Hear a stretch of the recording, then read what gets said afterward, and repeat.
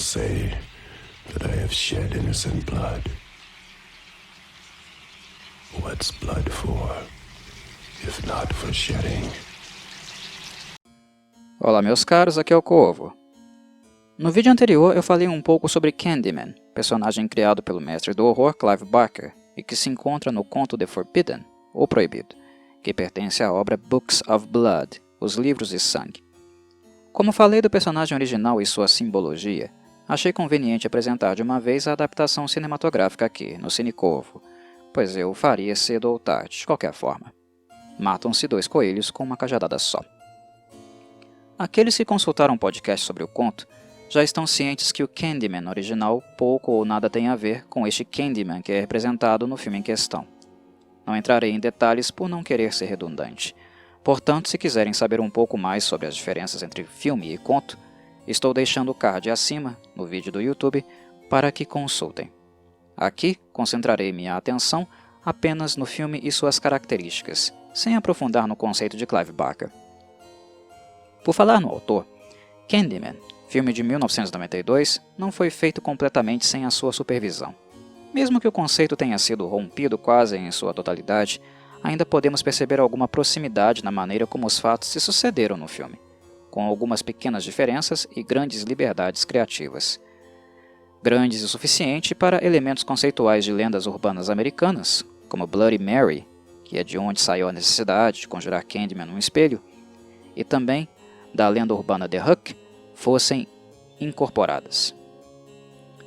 Lembro a vocês que Clive Barker é inglês, e infelizmente ele teve a função apenas de diretor executivo, dando alguns poucos pitacos na produção, mas sem o real poder de intervir naquilo que o diretor Bernard Rose estava escrevendo para o roteiro. Ele visitou, deu uma olhadinha, viu o que estava sendo feito, deu ok para aquilo, ok para assado, uma sugestão aqui e acolá, mas nada além disso. Honestamente, eu não acho que foram assertivas as mudanças que Bernard Rose introduziu na história de Barker, mas de certo modo eu as compreendo. The Forbidden é um conto brutal demais, extremo segundo o estilo barkiano de ser, muito gráfico e completamente despido de tabus. Em 1992, penso que adaptar literalmente o conto seria um ultraje muito grande, principalmente em virtude do que acontece com o bebê Carrie, que no filme se chama Anthony, e a participação que a mãe dele, Anne Marie, tem no seu destino. É simplesmente brutal e chocante demais. Administrativamente falando, penso que a Polygram, um dos estúdios responsáveis pela realização do filme, deve ter ficado com muito medo de que ele não recebesse sinal verde para as salas de cinema, que é o que um filme de baixo orçamento, com aproximadamente 9 milhões de dólares investidos, realmente deseja. Seguindo o roteiro de Rose, a Polygram não teria tantos problemas assim, como também a Trista Pictures não teria para distribuí-lo. Embora módico, Candyman foi um dos poucos slashers do início dos anos 90 que deu lucro satisfatório, visto que o gênero slasher já estava respirando por aparelhos nesta época. O interesse era quase nulo, não havia mais nenhuma novidade para se ver. E o que justamente deu um atrativo novo foi a mente inventiva de Clive Barker, devidamente registrada no conto e que, em certo grau, serviu de inspiração para a construção de outro ícone entre os vilões. Lembro que ele já havia sido responsável por Pinhead, o cenobita que se tornou o vilão central da franquia Hellraiser.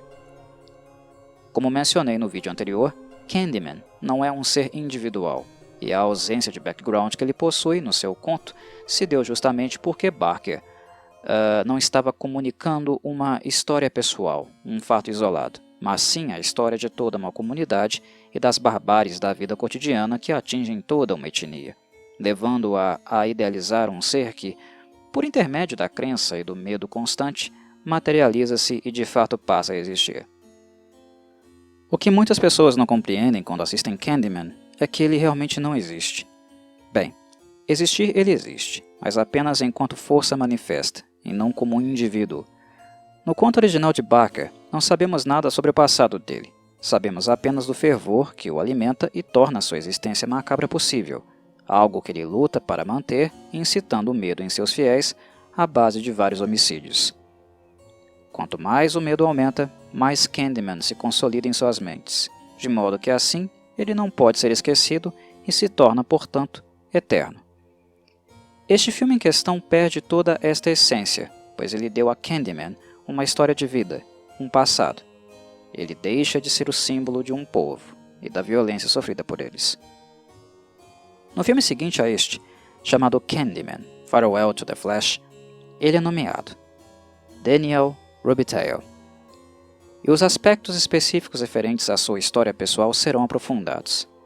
Neste primeiro filme, apenas descobrimos, através das palavras de Purcell, um professor arrogante e também perito na história de Candyman, que ele, o antagonista, era filho de escravos.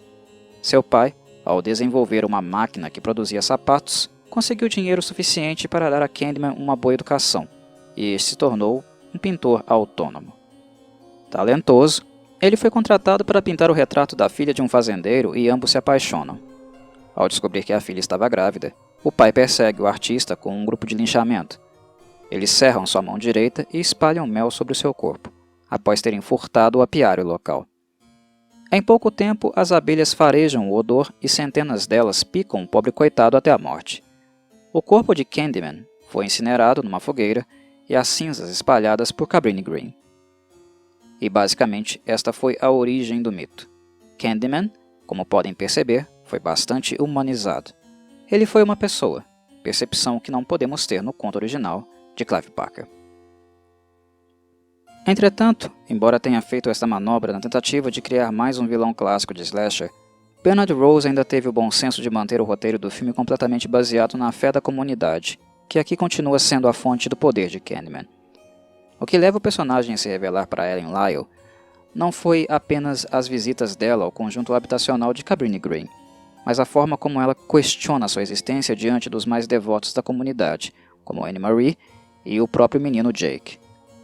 Ele morreu por amor e eu vim por você são frases constantemente repetidas durante o filme, o que nos dá brechas para avaliar que existe um conceito de reencarnação sendo trabalhado, e que justifica também o desejo e obsessão amorosa de Candyman por Ellen.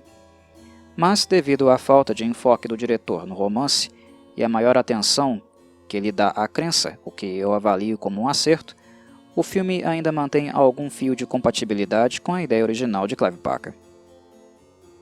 Em The Forbidden, embora seja um assassino frio e extremamente macabro, Clive Barker descreve Candyman como um personagem lisonjeiro, sedutor de fala doce, assim como o mel que as abelhas produzem dentro do seu tórax apodrecido. No conto, ele não força Ellen a fazer nada que ela não queira. O motivo que leva ao encontro final da Bella com a criatura é completamente diferente daquele que vocês verão no filme, que, por sua vez, procurou transportar a fonte do poder de Candyman para ela e ser coerente com o conceito de Barker. Mas, dito isso, o filme de Bernard Rose apresenta um Candyman muito menos simpático. A forma como ele destrói a vida de Helen, cometendo crimes que arruinam sua reputação, até que não reste nada mais a não ser o desejo que ele, Candyman, tem por ela, é a forma coercitiva que ele encontra de fazer com que ela aceite a proposta de se tornar imortal, junto com ele, nas lendas e fofocas. O bebê Anthony também foi uma ferramenta de chantagem, é claro, mas as death scenes e toda a condução nos moldes tradicionais de um slasher movie foram feitas seguindo um percurso de destruição de tudo que Ellen Lyle prezava, mesmo que algumas das coisas que ela possuía já não se encontravam em bom estado, como o seu casamento, por exemplo, algo melhor retratado no conto de Barker do que foi no filme. Eu não entrarei em maiores detalhes sobre o final do filme, porque acredito que ele é autoexplicativo. Para aqueles que não compreenderam muito bem, volto a aconselhar a leitura do conto de Clive Barker, por este ser infinitamente melhor do que o filme. A ficha certamente cairá. De qualquer modo, o filme não é ruim, meus caros. Considero um slasher muito bom, melhor que a maioria das bagaceiras desse subgênero feita nos anos 80. Toda a mística em volta da figura de Candyman é um ótimo atrativo e funciona, mesmo com tamanha descaracterização. Algo bastante incomum em slasher são elencos de qualidade, o que este filme, ao contrário, proporciona a nós. Foi a maravilhosa atuação da bela Virginia Madsen, que interpretou a protagonista Helen, o que, na minha avaliação, fez deste filme memorável para o gênero. Ela é simplesmente incrível, inclusive por ser, na vida real, alérgica a abelhas. Dá para acreditar num troço desse? Tony Todd, que certamente sempre será lembrado devido a Candyman, o papel que ele mais gostou de fazer na carreira, também entrega um vilão digno. Ele foi picado 23 vezes ao longo da produção dos 3 filmes da franquia, mas foi esperto para estipular em contrato $1.000 adicionais para cada ferroada que tomou. Ao contrário do que pensam muitos apreciadores do antagonista, eu não avalio que Todd interpretou Candyman perfeitamente, longe disso, mas acredito que isso se deu mais em virtude das inconsistências do roteiro e não tanto por culpa dele. Tony Todd faz um Candyman digno com as instruções que ele recebeu de Bernard Rose. Ele trabalhou com o que tinha. E ele foi expressivo. Os momentos onde lacrimeja ou as abelhas tomam conta do seu corpo maldito, saindo por suas vias aéreas, propiciam a possibilidade de sentirmos até pena deste pobre diabo. E isso não é qualquer coisa, levando-se em consideração aquilo que ele se transformou. Quando sentimos, mesmo que por alguns instantes, qualquer tipo de empatia por um monstro como Candyman, isto é sinal de que, cenicamente, o ator está fazendo um trabalho que mexe com os nossos sentimentos e perturba a nossa avaliação moral. Sendo assim, seria injusto não reconhecer que Tony Todd mereceu todo o reconhecimento por ter interpretado este antagonista nascido do racismo e toda a violência causada à comunidade afrodescendente. Embora um monstro, Candyman é sim uma conquista de certo modo, o que falei mais detalhadamente no vídeo que fiz sobre o conto. Finalizando, não poderia deixar de mencionar que a emotividade do filme foi também intensificada significativamente pela linda trilha sonora escrita pelo mestre da música minimalista Philip Glass. Sou suspeito para falar de Glass, pois sou admirador da obra dele e também do estilo minimalista de composição clássica. Algo que nunca poderão negar é a obra-prima que ele criou para este filme. A trilha sonora de Candyman é de um primor espetacular. É até surreal como conseguiram contratar um músico sensível como Glass para um slasher, e ao mesmo tempo, impossível não cumprimentar pela tacada de mestre. Na verdade, explicação até existe. Glass aceitou o trabalho porque pensou que o filme seria uma adaptação literal do conto de Clive Barker. Quando ele assistiu ao filme, sentiu-se traído ao perceber que ele tinha sido convertido em um slasher. Mas, pelo fato dele ganhar um bom cheque todos os anos pelo sucesso da trilha sonora, que rende a ele royalties, ele deixou de reclamar. As orquestrações minimalistas alternam constantemente conceitos sacros e românticos, ilustrando a fé em Candyman e o aspecto melancólico presente na história do personagem, originalmente com a amada que foi retirada dele e no presente com Ellen. O tema central do filme se chama Ellen's Theme, e é uma das composições minimalistas mais lindas que eu já ouvi em um filme de terror. É interessante como algo tão lindo e doce consegue se misturar com elementos macabros, bárbaros e asquerosos. Mas percebam, é exatamente disso que se trata Candyman, e Philip Glass conseguiu ter uma leitura conceitual perfeita, justamente por ser admirador do conto original, o que resultou em uma das melhores, se não for a melhor, trilha sonora que ele já escreveu para filmes. É uma daquelas que eu recomendo vocês ouvirem à parte, com fones, apreciando todas as nuances. Em breve, eu retornarei para falar da sequência do filme, pois acredito que há elementos artísticos nele que ainda sejam relevantes de assento. Se o primeiro filme já ficou distante do conto original, Farewell to the Flash, a sequência, abandonou completamente o conceito. Mas, por questões de avaliação do gênero slasher, é ainda um filme que merece algumas pequenas notas. Portanto, em breve, o abordarei aqui também.